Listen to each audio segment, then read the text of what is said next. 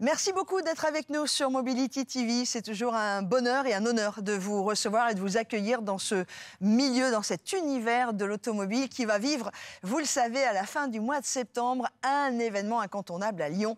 Je veux parler d'Equipauto. Alors évidemment, pour parler d'Equipauto, j'ai fait appel au triptyque important de cette organisation. Aurélie Jouve, bonjour. Bonjour Laurence. Merci d'être avec nous. Vous êtes la directrice d'Equipauto.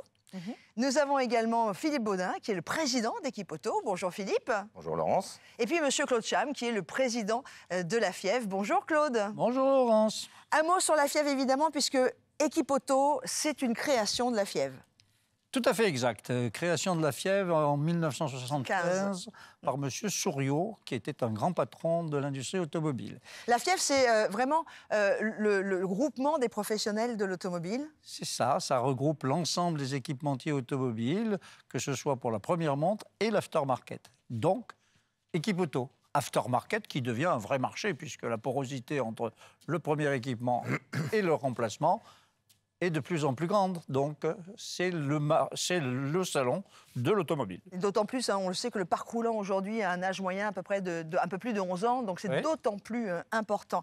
La FIEV qui sera présente sur Equipauto Lyon. Ah bien sûr, la FIEV a un stand sur Equipauto Lyon, comme elle l'a traditionnellement sur Equipauto Paris. Parlons d'Equipauto, évidemment. On va se retrouver jeudi fin septembre. Nous serons le 28, à chaque fois je me trompe d'une journée. Parce que le 27, c'est le montage, voilà, c'est pour ça. Le 28, Eurexpo Lyon, Aurélie, c'est un grand rendez-vous. Et alors, vous êtes plus qu'heureuse, parce qu'il y a plus de 560 exposants qui ont répondu à votre proposition. Oui, tout à fait. On attendait, ou en tout cas, on s'était mis au compteur un objectif de 400 exposants et marques, à la fois françaises et internationales. Et aujourd'hui, on est fiers d'annoncer qu'on a plus de 560 exposants et marques qui seront là pendant 3 jours. Donc ça montre bien la nécessité d'avoir un rendez-vous annuel. Le marché a besoin de se retrouver, de pouvoir faire du business. Donc la démonstration est faite. Equipauto Lyon, évidemment. Attention, on est sur un salon, Philippe Baudin, national, voire international. Ouais. Exactement, c'est une précision importante parce que j'ai entendu ces derniers temps, ces dernières semaines, Lyon va organiser, enfin en tous les cas Equipauto va à Lyon pour organiser un salon régional. Ça n'est surtout pas ça, c'est un salon national avec une vraie représentativité. On va être le seul, je dirais, événement de la corporation en 2023 qui va pouvoir porter tous les messages que l'on doit porter autour de la mobilité. Donc c'est un salon qui va dépasser largement les frontières et non pas la région. Alors évidemment, on sera installé à Lyon, on est très heureux d'être là-bas, avec le salon de l'auto qui va être conjointement organisé avec nous. Donc voilà, c'est une petite précision qui a toute son importance. Qui est géographiquement d'ailleurs plus qu'important, puisque Lyon, c'est quand même une plaque tournante de l'histoire et du milieu automobile européen et pas seulement français. Tout à fait. Et je me souviens, il me semble, Aurélie, on n'a pas 45% de nos exposants qui sont internationaux. Donc, pour être régional, on est régional large. C'est ça. Large. On a fait tomber les frontières. Alors, Equipauto, évidemment, c'est vraiment un acteur incontournable aujourd'hui de ce monde de l'automobile, des métiers de l'automobile qui sont particulièrement en vraie révolution avec un R apostrophe. En fait, Equipauto, un événement, c'est quoi? C'est permettre à un secteur, à un marché de se retrouver pour à la fois les accompagner dans leur business, dans leur quotidien, dans leur actualité du moment. Et puis, c'est aussi les accompagner et leur donner de la visibilité sur ce que sera leur profession de demain, leur métier de demain. On réussit l'exercice sur Equipauto avec effectivement tous ces exposants et toutes ces marques qui seront là pour pouvoir faire de la démonstration, réunir les visiteurs. Et puis on a aussi un très beau contenu, un très beau programme qui va permettre à nos visiteurs de vraiment se plonger dans ce que sera le marché de la prévente demain. C'est-à-dire que vous êtes dans l'actualité, Philippe Baudin, Claude Cham et Aurélie, évidemment Jouve.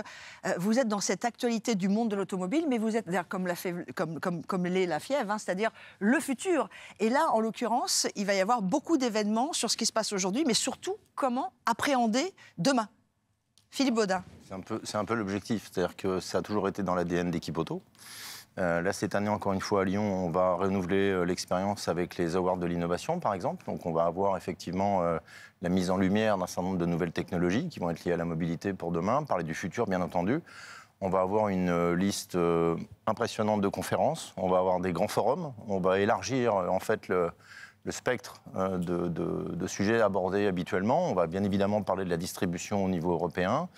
On va parler d'hydrogène, par exemple. On va également avoir un forum sur le 2 roues. Oui. Donc ça, c'est quelque chose qui va aussi marquer peut-être un point de différence sur Equipoto 23 versus les éditions précédentes. En tous les cas, on est en train d'ouvrir sur une mobilité beaucoup plus large que celle que l'on a connue. Et on va accentuer ce message-là, en l'occurrence. Ouais.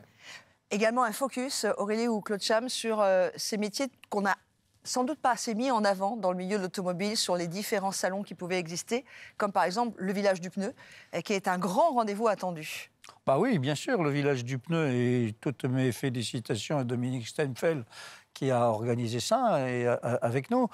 C'est pas moi qui suis l'ancien manufacturier pneumatique que vous connaissez qui va s'en plaindre, mais le pneu, par exemple, les voitures électriques, sont des voitures lourdes, sont des voitures qui nécessitent des pneumatiques adaptées, donc il y a tout un tas de technologies qui arrivent, mais Equipoto, c'est un exercice difficile, si je puis me permettre de vous le dire, Laurent. C'est faire des conférences, vous qui êtes dans ce métier de la communication, pendant que les gens sont en train d'être occupés dans leur stand, avec leurs clients, etc., c'est une organisation qui n'est pas facile. Or, je trouve que déjà, on a fait beaucoup de progrès avec nos conférences, nos forums, pour arriver à mixer, en fin de compte, les rendez-vous business et les rendez-vous culture, parce que bien tous nos réparateurs, tous nos garagistes, ils ont besoin qu'on leur dise quels sont aujourd'hui ce qui est en train de se passer en amont dans la construction automobile, chez les constructeurs, chez les équipementiers automobiles. Et Equipoto, c'est l'endroit où il faut être pour avoir cette information qui sera chez eux dans leur garage demain. Facilitateur de contact, facilitateur de marché. Évidemment, Equipoto, c'est aussi cela, avec des grands rendez-vous pour cette version Lyon 2023. Oui, Philippe l'a dit, donc on a ces fameux grands forums qui sont vraiment de très grands rendez-vous qu'on va retrouver donc, pendant les 3 jours du salon. On a continué, on parlait d'ADN et des marqueurs forts d'Equipoto. Il y a cette convivialité et la notion d'animation du marché. Là, cette année, on va avoir pour la première fois une très belle zone d'animation à l'extérieur. On a des exposants qui seront positionnés pour faire de la démonstration en live à l'extérieur. On a aussi Morgane Quétier, qui est une professionnelle du covering, qui sera là pendant les 3 jours voilà, pour faire des démonstrations. Donc c'est vraiment un grand rendez-vous qui nous attend avec ce mix business, contenu, animation, convivialité. Je crois qu'on a réuni tous les marqueurs forts d'Equipoto. Et puis ces villages dont on peut parler, carrosserie, pneus, on a évoqué rapidement, emploi, formation. VO, et puis les startups, on reviendra sur le sujet, mais cette notion d'innovation. Claude Cham parlait de montrer aux réparateurs, aux distributeurs ce que sera l'après-vente de demain, ou en tout cas ce que sont aujourd'hui les véhicules, mais aussi ceux de demain. Grâce à ces startups, et puis on aura un Innovation Corner, on va pouvoir un petit peu découvrir ce qui se passera demain. Est-ce qu'il y a des grosses nouveautés qui vont arriver en termes d'exposants pour cette session 2023, des gens qui vont venir pour la première fois?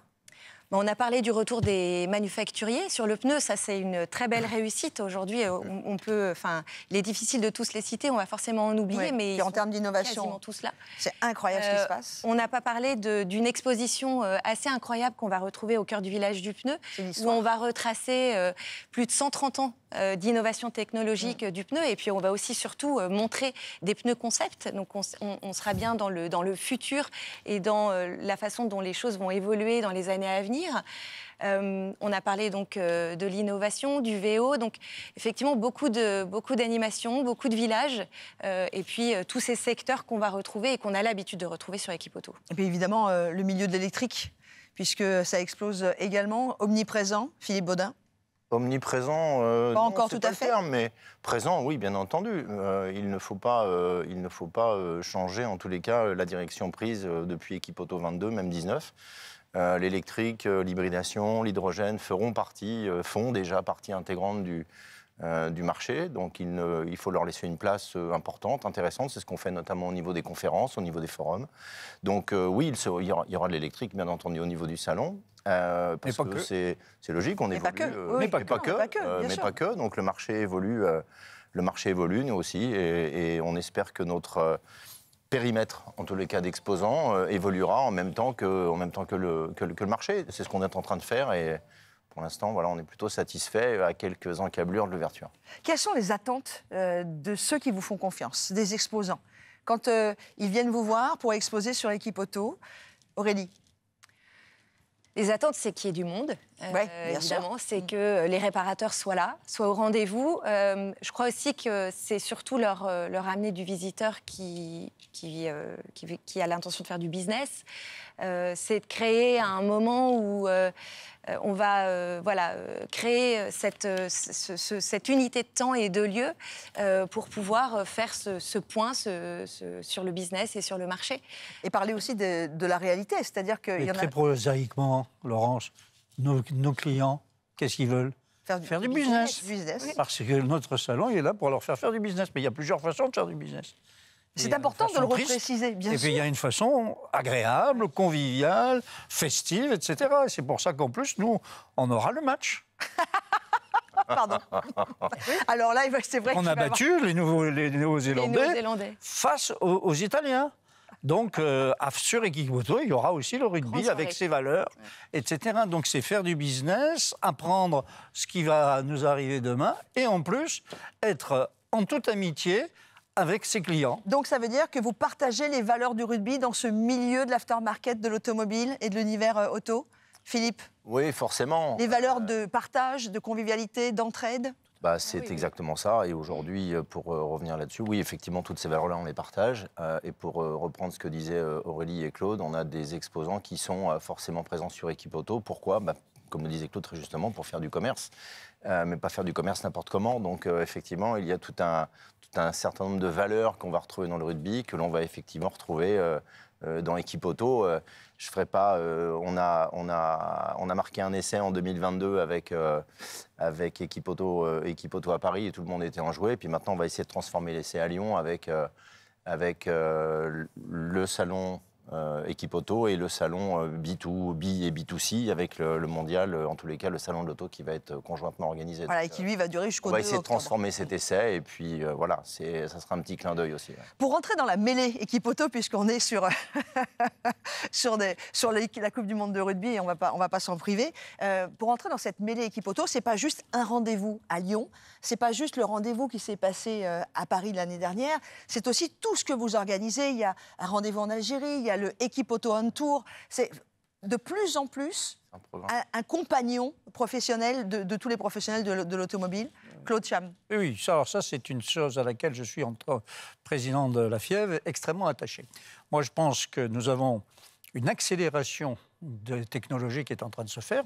On est dans une révolution dans l'automobile et dans la mobilité. Et donc, il faut que nous accompagnions les consommateurs finaux, les réparateurs, les constructeurs, tout le monde dans cette évolution. Donc, nous avons des grands rendez-vous, c'est les grands rendez-vous d'Equipoto, mais entre ces grands rendez-vous, nous devons être présents au quotidien auprès de tous nos partenaires. Et c'est pour ça que moi, ce que je crois, et j'y suis très attaché comme président de la FIEV, nous avons une sorte de... Equipoto doit être le porte-voix, doit être le vecteur de communication de tous nos équipementiers automobiles vers l'amont comme vers l'aval. Et plus nous arriverons à les accompagner, plus nous serons, je dirais, performants, efficaces pour la formation, pour les évolutions, je dirais, de technologie et l'implantation de ces nouvelles technologies. Ça ne va pas se faire facilement. Moi, quand je rencontre des garagistes au quotidien, ils me posent toujours les questions. Mais est-ce que vous êtes sûr? Est-ce que ça ne va pas être... est-ce que l'hydrogène, ça va arriver? Est-ce que ça ne va pas arriver? On voit bien qu'il y a quand même une certaine appréhension à se projeter dans ce monde qu'on n'imagine pas complètement. Donc, ça crée de l'inquiétude. Et nous, ce qu'il faut qu'on fasse, comme, je dirais, communicants sur Equipoto, qu'on rassure. Il faut que les gens aillent dans ce nouveau monde confiants. C'est important ce que vous venez de dire, rassurer dans cette époque où, effectivement, le milieu est quand même très, très chamboulé, même si on a toujours su que le monde de l'automobile savait prendre des virages, et sans faire de mauvais jeu de mots, c'est un univers qui sait se remettre en question. Il y a quoi? Il y a 160 000 entreprises, il y a plus de 500 000 emplois. C'est quand même quelque chose de très fort. Aurélie? Oui, on est sur un marché effectivement important de l'économie française. On a besoin de recruter des jeunes, de former, d'accompagner les professionnels à la fois actuels et les futurs de notre marché. Donc, le mettre en lumière grâce à Équipe Auto tous les ans est normal et voire vital. Donc, je crois qu'on retrouvera d'ailleurs tout ce qu'on vient de dire, tous les sujets majeurs qu'on se doit de traiter pour rassurer, comme M. Cham l'a dit, les réparateurs, les distributeurs et tous les professionnels plus globalement de la filière automobile, puisqu'on embrasse aujourd'hui aussi bien l'amont que l'aval. Et d'ailleurs, dans les forums et les conférences, il y a des conférences qui sont typiques sur ce qui se passe en ce moment ? Oui, on a de gros sujets. Enfin, vous avez parlé, Laurence, du sujet des véhicules électriques. On accordera de l'importance à la maintenance des véhicules électriques. Aujourd'hui, c'est un vrai sujet qui interroge, qui questionne les réparateurs. Donc, on fera un focus sur ce sujet. Un des gros enjeux, on n'a pas parlé du remanufacturing, du réemploi. On a un village qui est dédié à ce secteur, qui est un nouveau secteur qui a pris sa place sur Équipe Auto en 2022, qu'on va à nouveau retrouver en 2023, là, dans quelques jours. C'est un secteur très important, la pièce d'occasion, le réemploi, donc on y accordera aussi de l'importance. On parlera aussi des déchets d'atelier, l'économie circulaire, on parle beaucoup de développement durable, d'écologie. On parlera de la façon dont on doit effectivement recycler les batteries, recycler les huiles.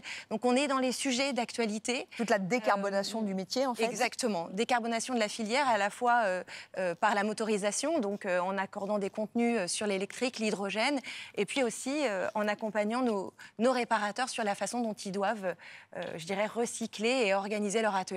Est-ce que l'éco-entretien, bien sûr. L'éco-entretien sera aussi présent avec un stand de façon importante. Oui, parce qu'on a quand même un chiffre très important de contrôle technique à l'année. Donc ça en fait partie aussi. Est-ce que les pouvoirs publics aident Équipe Auto ? Aide Équipe Auto, quand on les appelle pour être présents, ils viennent. Maintenant, pour aider Équipe Auto financièrement, non, pas du tout. Je vous dis on parle vrai, hein. On parle vrai.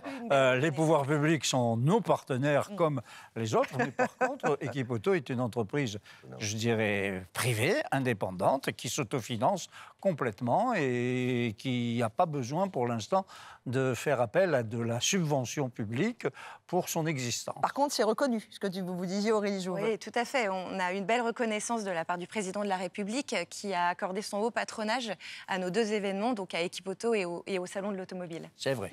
Nous en sommes très fiers et nous l'en remercions très sincèrement.